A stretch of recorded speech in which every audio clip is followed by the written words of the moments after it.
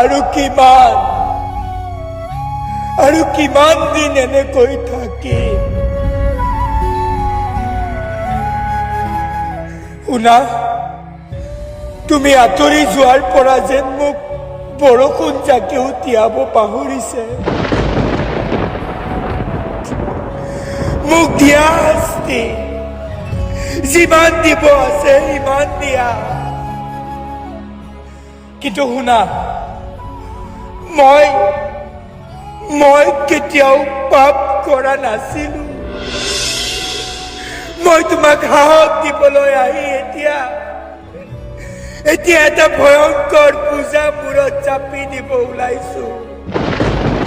তোমাক ইচ্ছাৰে মুক্তি কৰিব আহি এতিয়া কলংকিত কৰি যাব ওলাইছো। এগৰাকী অসহায়